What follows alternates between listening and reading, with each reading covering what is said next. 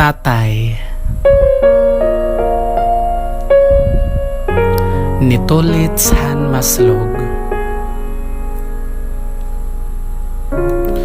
Ordinaryo la hiya nga tawo. Diri hiya sikat o bantugan. Diri hiya kilala han ibang nga katawhan. Padre di pamilya an aton ha iya ngaran. Hiya ang tawo nga sobrahin ka responsable. An iya trabaho pagpakabuhi ila pirmi. Diri hiya mayakan usahay malaksi halaba an pasensya gimapasay loi. An iya kinabuhi uray damo nga arte. An iya pagkatawo urahing kasimple nagpapakabuhi haadlaw ngan gabi hatag sa nga pamilya hiya an harigi.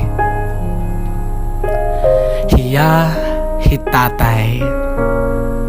Responsable nga amay, papa nga makalilipay ngan daddy nga andam haaton magpakamatay. Di kangan iya makusog nga gugma iya kita gintuha na niguro hiya nga nagtalinguha para mataw kita nga mga buyag nga bata. Tatay, an una nga tao nga ginuliat hing kalipay han pagawas ko pala hantiyan ni nanay. Tatay, ang nagkargahaak nga nagkakanta hinsiday samtang nasayaw kam nga hinanay haatubangan han duyog-duyog nga duyan nga uway. Tatay, ang ngaran nga ak tinatawag nga pinauugupan kun kananay ak giniisgan. Ang nagpapatawa nga naglilibang haak kun may ko kabiduan. Tatay, ang tao nga nagantos nga nagsakripisyohan nga tanan nga mga kakurian para la kami masuportahanan nga tanan nga amon mga kaulangan. Butlaw ngan hulas an imo ipinuhunan para makakaon kami ngan imo maparukan hin mga mag-upay nga panapton ngan mga kagamitan. An kapasuhan adlaw imo giniluban, ang taghuman oran imo ginantusan para la kami makasulod ha eskwelahan, makapagtapos ngan magkamayada hin maupay nga hingaradtuan. An imo palad haros na mapadaas, darahan paniguro nga kami matalwas. Ikaw ang tao nga diri na reklamo, bisan guol na an imo lawas han sobra nga trabaho. Hangatanan nga butang pirmi ka na paumaya. Kada pangangaon haros tulan ngan tunok na la timsura. Bisan ka mawarayan basta kami mayda, nagaantos ka bisan kuntim brief garter na la. Kinasing-kasing mo haamon nga ipinaabat ngan ipinakita, nga andam ka haamon magantos ngan magpakawara. Bisan kun kablas tinitigayunan mo kami hinhora, tungod kay halarom an imo haamon paghigugma. Pero tatay, yana kay tigurang ka na ngan lagas na ang panahon. Karuyag ko umudong ka na hin pagserbi haamon. Lugod hi kami na angay magbalos ngan magtigayon. Karuyag ko magduyan ka nala bugos nga maghapon. Tatay, nakikimaluoy kami nga diri ka anay bumaya layon. Tagi kami hinhalaba nga tsansangan panahon para mahipaabat nam haim kun gaano ka namon kahigugmaon. Karuyag ka namon paabaton han balos han gugma nga imo ginpundar haamon. Tatay, pasaylo a kami han amon mga sayop ngan mga pagkukulang.